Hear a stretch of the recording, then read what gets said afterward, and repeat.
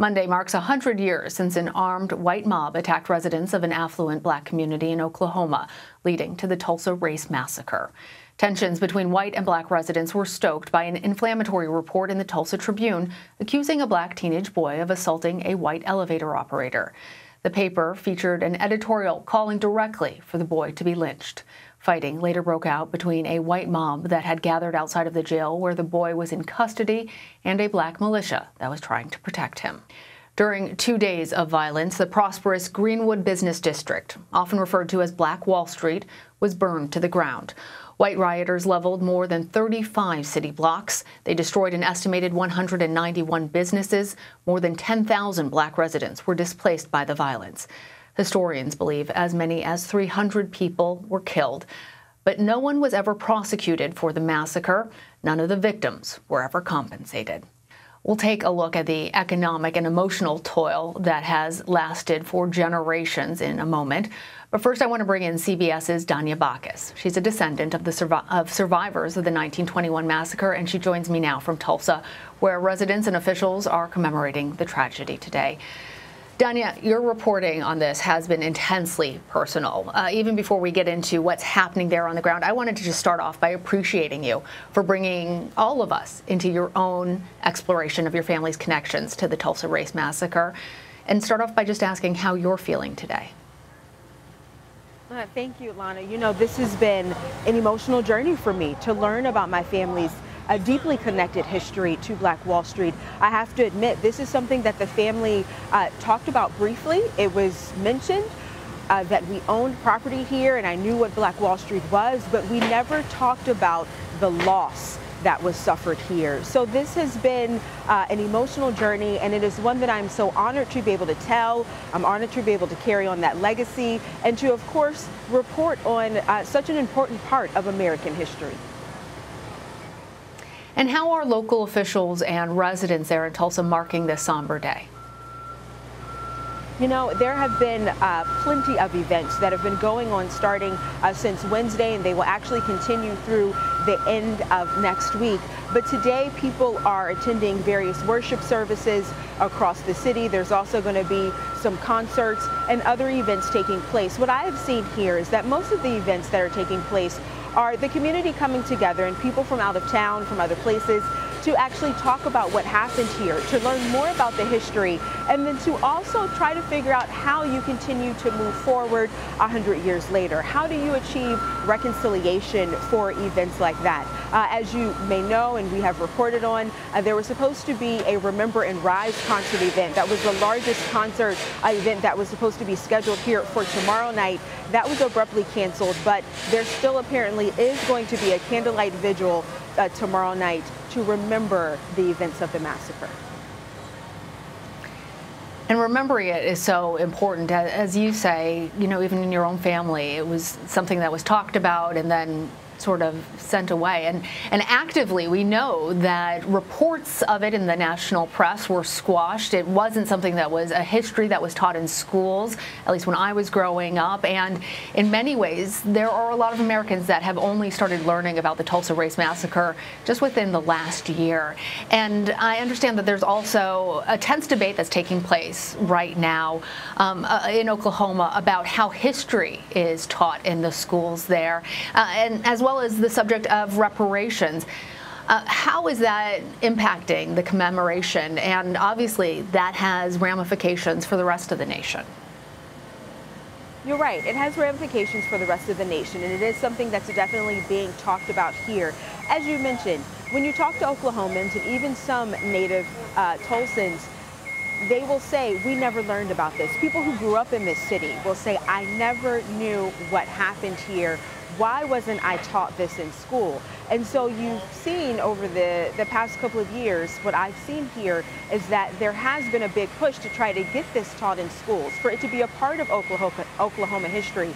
In fact, the Tulsa Race Massacre Centennial Commission actually created a curriculum for teaching this in school, but then just recently the state, actually just this month, passed a law that would ban public school teachers and employees from teaching so-called critical race theory in schools. And so many people are wondering, how that plays into learning about this history, especially at such an important time when we're marking the centennial here. As a matter of fact, Oklahoma's governor was a part of the commission. He was just ousted for backing that law that just was signed here recently. So yes, there's been a lot of conversation and discussion about how do we still teach this in school? How do we make sure that this important part of history is taught? And many people are a little discouraged that this new law will actually derail any of those plans.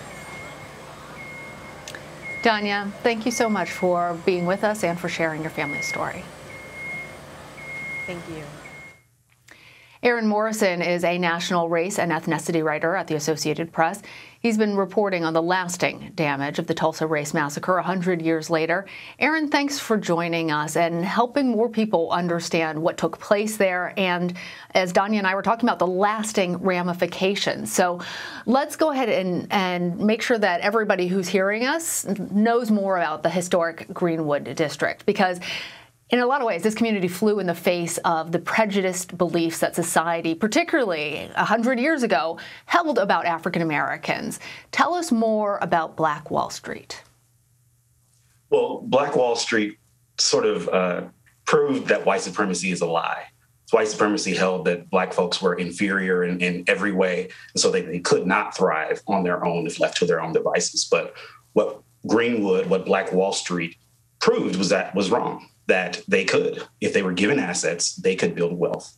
Black Wall Street was a booming city within a city. People who lived there said back in 1921, you could go there and get anything you wanted. I mean, literally anything you wanted. So we're talking grocery stores, soda fountains, cafes, barbershops, movie theaters, music venues, anything you needed, you could get it in Black Wall Street. And folks who lived in Greenwood, that was the place to be for them. Well, your report also looks at some of the monetary issues that really continue, because these losses that were sustained during the Tulsa race massacre had generational impacts. So can you give us a sense of how bad the economic impacts were at the time in terms of today's standards, and how that has continued to affect generations of Black Americans? Well, according to the state commission that studied the race massacre, there were about $1.8 million worth of claims, insurance claims, that were filed after the massacre. And all of those claims, virtually all of those claims, were denied. That would be about $27.3 million in today's currency. But it's also been estimated that total losses, actual losses, when you put them all together, they could top $200 million in today's currency. So we're talking about a very significant amount of money, a significant amount of lost wealth that could not be passed down to those folks, children and grandchildren. Several of the living massacre survivors are currently suing for reparations. Walk us through what is a hot-button debate over what justice or atonement should look like, and where do some of the current lawsuits stand? So currently, they've got a reparations lawsuit, although it's not sort of called that. It's actually they're suing under the state of Oklahoma's public nuisance law or statute, and essentially what they're saying is because the city of Tulsa, the state of Oklahoma, and other entities did not respond properly and actually pay restitution to the victims of this massacre, that it has caused a public nuisance for a century. So that is the ground. They're bringing the lawsuit on those grounds. What they would like is a victim compensation fund to be started and funded by the defendants of the lawsuit.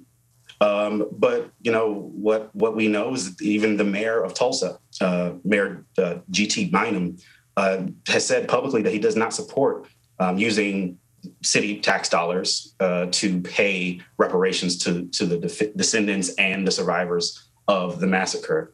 And so right now it's a large fight, an ongoing fight to see if they can get something. The impacts of the massacre go beyond the monetary impacts, and in many ways, those impacts can still be felt in the U.S. today. But, one of the things that Danya and I were just talking about was how so many Americans, including myself, grew up without ever hearing about the Tulsa race massacre. And even people who live in Oklahoma, who live in Tulsa, have only learned about it recently. How can the country prevent that sort of cultural blindness in the future? And we understand that it was unpleasant and people didn't want to talk about it, and there's going to be people who don't want to hear you and me talking about it right now, but it's something that we do need to address. So are there other stories like Tulsa that need to be told, that haven't been told, and how do we make sure that future generations of Americans know about it and grow from it? Well, I think really this comes down to whether or not this racial reckoning that we've been, calling for the last year after the murder of George Floyd. I think this is really going to test if we're really truly ready for that reckoning, and that reckoning means reconciliation. It also means acknowledging that something took place and not denying it. For so long, that is what Tulsans did. That is what folks in Oklahoma did. And what we know is that that's happened throughout the country. There's the Red Summer of 1919, where there were other massacres similar to Tulsa took place around this country against Black Americans.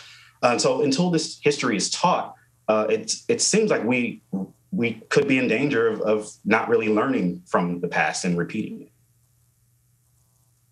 Aaron Morrison, thank you for being on and helping all of us to sort through and understand this 100-year anniversary.